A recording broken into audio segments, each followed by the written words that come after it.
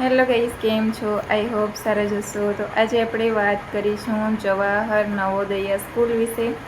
જો તમારું બાળક પણ ધોરણ 5માં ભણતું છે અને આગળના અભ્યાસક્રમ માટે તમારે JNV સ્કૂલમાં મૂકવું છે, જવાહર નવોદય વિદ્યાલયમાં મૂકવું છે અને એના માટે અરજી કરવી છે, તો એનો ફોર્મ છે કેવી રીતના ભરાશે તેની માહિતી આપણે આજના વિડીયોમાં જોવાનો છે. ફોર્મ ભરવાની full details, step by step details મેં બતાવેલી છે, તો વિડીયો છેલ્લા સુધી ધ્યાનથી જોજો.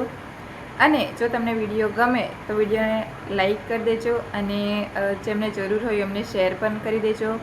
અને જો તમને એવા જ નવા વિડીયોની માહિતી જોઈતી હોય તો અમારા ચેનલને સબસ્ક્રાઈબ પણ કરી દેજો, જેથી કરીને તમને ફોર્મ કેવી રીતના ભરવાના છે, અલગ અલગ ભરતી માટે કે પછી એડમિશન માટેના છે, એની માહિતી તમને અમારા ચેનલ ઉપર મળતી રહેશે. હવે જવાહર નવોદય છે એ શું છે? તો એ સરકાર નિર્મિત સ્કૂલ છે. એમાં જે બાળકો છે એમને મફતમાં શિક્ષણ આપવામાં આવે છે. ધોરણ 5 પછીના અભ્યાસક્રમ માટે જો તમે મૂકો તો એમને ફ્રીમાં શિક્ષણ આપવામાં આવે છે. કપડાથી માંડીને ચોપડા સુધી તમને બધું ફ્રીમાં મળે છે. અને ધોરણ 8 પછીના અભ્યાસક્રમ માટે મૂકો તો એમાં નહિવત ફી હોય છે, એ તમારે ભરવી હોય છે. 500 થી 600 રૂપિયા સમથિંગ હશે, એટલી જ ફી ભરવાની હોય છે અને બાળકને સારું એવું શિક્ષણ મળી રહે છે. જો તમારા પણ બાળકો ધોરણ 5 અથવા ધોરણ 8માં ભણે છે, અભ્યાસ કરે છે અને એના પછીના અભ્યાસક્રમ માટે તમારે જવાહર નવોદય વિદ્યાલયમાં મૂકવું છે અને એની માટેની અરજી કરવી છે, તો અરજી કેવી રીતના કરશો તેના માટે આ વિડીયો છેલ્લા સુધી જરૂરથી જોજો. તો ચાલો હવે વિડીયો શરૂ કરીએ. તો સૌથી પહેલાં તમારે જવાહર નવોદય વિદ્યાલયની જે ઓફિશિયલ વેબસાઇટ છે એના ઉપર આવી જવાનું છે. નવોદય વિદ્યાલય સર્ચ કરશો એટલે તમને પહેલી વેબસાઇટ દેખાશે, એના ઉપર જ તમારે ક્લિક કરવાનું છે. એટલે જેની ઓફિશિયલ વેબસાઇટ છે એના ઉપર તમે રીડાયરેક્ટ થઈ જશો. આ પ્રમાણેનું તમને કંઈક પેજ દેખાશે, online application for admission two class 6, બરાબર, કક્ષા 6 માટે પ્રવેશ મેળવવા માટે આ ફોર્મ ભરવાનું રહેશે. એમાં અહીં નીચે આપેલું છે કેન્ડિડેટ કોર્નર, ત્યાં નીચે આપેલું છે ક્લિક હિયર ફોર રજિસ્ટ્રેશન.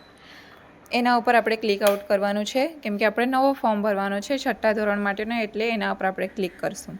એવી રીતના અહીંયા તમને નોટિસ બતાવવામાં આવશે, જેમાં અહીંયા ઇમ્પોર્ટન્ટ ડેટ્સ તમને આપેલી છે. એમાં સૌપ્રથમ આપેલી છે લાસ્ટ ડેટ અપ્લાય કરવા માટેની. લાસ્ટ ડેટ જોઈએ તો 31 જુલાઈ છે. 31 જુલાઈ સુધીમાં તમારે અપ્લાય કરવાનું રહેશે. ને જે એક્ઝામની ડેટ છે એ કદાચ 28 નવેમ્બરે લેવામાં આવશે અને એનું જે રિઝલ્ટ છે એ માર્ચ એપ્રિલમાં ડિક્લેર કરવામાં આવશે. માર્ચ એપ્રિલ 2027 બાજુ ડિક્લેર કરવામાં આવશે. હવે એના પછી આપણે બાજુના પેજ ઉપર આવી જવાનું છે અને અહીંથી તમારે ડિક્લેરેશન આપવાનું છે. જે પણ તમે ડિટેલ્સ આપશો તે બરાબર છે કે નહીં તેના માટે તમારે ડિક્લેરેશન યસનું આપવાનું છે. એના પછી નીચે પૂછવામાં આવેલ છે કે તમારી પાસે આધાર કાર્ડ છે કે નથી. જો તમારી પાસે છે તો યસ કરી દેવાનું છે અને એના પછી આધાર કાર્ડ નંબર ટાઈપ કરવાનો છે અને એના પછી જેવું સબમિટ પર ક્લિક કરશો એટલે તમારી પાસે એક OTP આવશે. અને જો તમે ન સિલેક્ટ કરતા છો તો એવી રીતના તમને કંઈ નોટિસ જોવા મળશે કે તમારી પાસે આધાર કાર્ડ નથી, તો કોઈ પણ એક સર્ટિફિકેટ એવું તમારે દર્શાવવાનું રહેશે, પોતાનું અથવા પેરેન્ટ્સનું, કે જેથી કરીને એમાં ઓળખનું પ્રમાણપત્ર જેવું હોય, તો તે તમારે અહીં બતાવવાનું રહેશે. પોતાનું અથવા જે કેન્ડિડેટ છે જેનું પણ તમે ફોર્મ ભરતા છે એના વાલીનું, એના માતા પિતાનું દર્શાવવાનું રહેશે. જેમ કે રેશન કાર્ડ તમારું હોય તો તે પણ તમે અહીં અપલોડ કરી શકો છો. જો તમારી પાસે આધાર કાર્ડ ના હોય તો જ આ ઓપ્શન સિલેક્ટ કરવાનું છે. બાકી અત્યારે બધા પાસે આધાર કાર્ડ છે જ, તો તમારે સિમ્પલી યસ પર ક્લિક કરવાનું છે અને આધાર કાર્ડ નંબર છે એ અહીં ઇન્સર્ટ કરાવીને સબમિટ કરશો એટલે આધાર કાર્ડ નંબર ઉપર એક OTP આવશે અને તેનાથી તમારે લોગિન કરી લેવાનું છે. જેવું તમે લોગિન કરશો એટલે તમને આવી રીતના પેજ ખુલી જશે ફોર્મ ભરવા માટેનું. તો સૌથી પહેલાં અહીં આપેલું છે, તમારે વ્યવસ્થિત પહેલાં વાંચી લેવાનું છે કે બધી જ જે ઇન્ફોર્મેશન છે એ સાચી ભરવાની, નહીં તો તમને આગળ જતાં પ્રોબ્લેમ આવી શકે છે.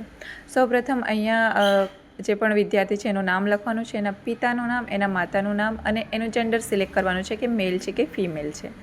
એના પછી વિદ્યાર્થીની અહીં જન્મ તારીખ દર્શાવવાની છે. આપણે જે પણ આધાર કાર્ડમાં જન્મ તારીખ આપેલી હોય તે અહીં દર્શાવી દેવાની છે. એના પછી મોબાઈલ નંબર અહીં દર્શાવવાનો છે. જે પણ તમારો ચાલુ મોબાઈલ નંબર હોય એ દર્શાવવાનો છે. અને જો તમારે ઈમેલ આઈડી પણ દર્શાવી હોય તો પણ તમે દર્શાવી શકો છો, અથવા ઓપ્શનલમાં છે, ના દર્શાવી હોય તો પણ. એના પછી તમારી જે પણ કેટેગરી હોય એ સિલેક્ટ કરી લેવાની છે. જનરલ, SC, ST, OBC અથવા EWS જે પણ કેટેગરી તમારી લાગુ પડતી હોય તે અહીંથી સિલેક્ટ કરી લેવાનું છે. એના પછી કોઈ વિકલાંગતા હોય તો તમારે ડિસેબિલિટી હોય તો અહીં સિલેક્ટ કરવાનું છે, અને કેટલા પર્સન્ટેજ છે તે પણ બતાવવાના છે. જો ના હોય તો નન ઉપર ક્લિક કરવાનું છે. પછી જે પણ તમારો એડ્રેસ છે, પ્રોપર એડ્રેસ તે અહીં ટાઈપ કરવાનું છે પિનકોડ સાથે.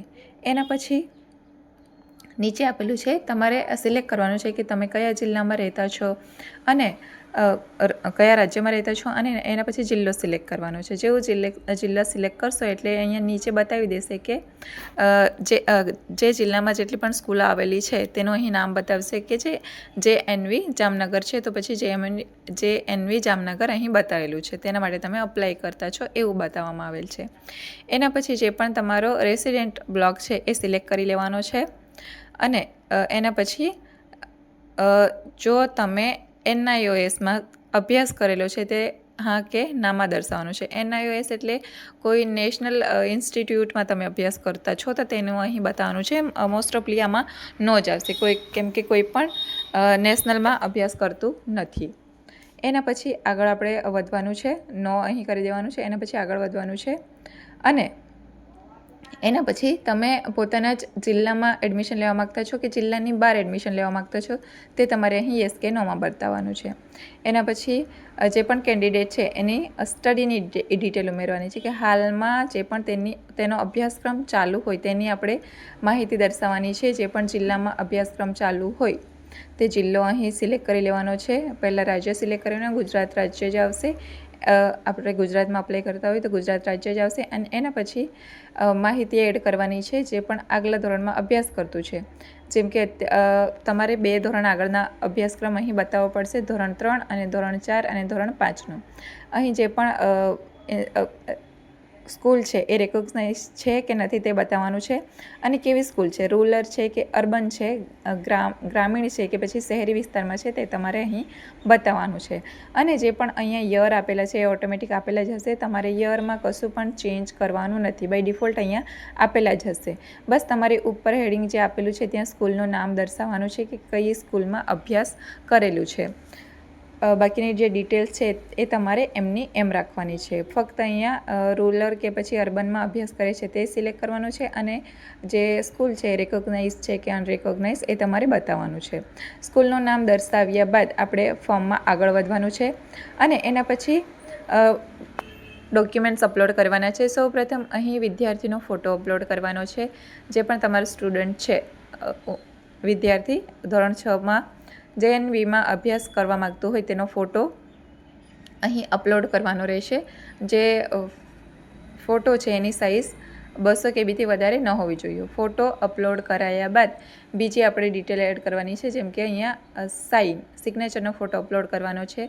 સિગ્નેચરનો ફોટો અપલોડ કરાયા બાદ કોઈ પણ એક માતા અથવા પિતાનો પણ સિગ્નેચર એડ કરવાની છે. અને એના પછી જો તમારી પાસે જાતિનો દાખલો છે તો જાતિનો દાખલો અપલોડ કરવાનો છે. જો વિદ્યાર્થીનો પોતાનો જાતિનો દાખલો નથી તો માતા અથવા પિતામાંથી કોઈ પણ બંનેમાંથી એકનો જાતિનો દાખલો અહીં અપલોડ કરી શકો છો. અને એના પછી સેવ એન્ડ પ્રિવ્યૂ પર ક્લિક કરવાનો છે. સેવ એન્ડ પ્રિવ્યૂ પર જેવું તમે ક્લિક કરશો એટલે તમને એકવાર ફોર્મ ચેક કરવા કહેશે. એટલે તમારે ધ્યાનપૂર્વક એકવાર જે પણ તમે ફોર્મ ભર્યો છે એ બધું એકવાર જોઈ લેવાનું છે કે જે પણ ડિટેલ્સ છે એ બધી બરાબર છે કે નથી. અને ડિટેલ્સ ચેક કરાયા બાદ જ તમારે સબમિટ કરવાનું છે, જેથી કરીને કોઈ ભૂલ ના રહે. બસ સિમ્પલ છે. આવી રીતના જ તમારે ફોર્મ ભરવાનો છે અને પોતાનું જે ફોર્મ છે એ કમ્પ્લીટ કરીને ભરી દેવાનો છે. અને પછી કોલ લેટર જાહેર થાય તેના માટેની રાહ જોવાની છે. જો તમને આ વિડીયો ગમ્યો હોય તો લાઈક કરી દેજો અને શેર જરૂરથી કરી દેજો. અને અમારા ચેનલને સબસ્ક્રાઈબ પણ જરૂરથી કરી દેજો.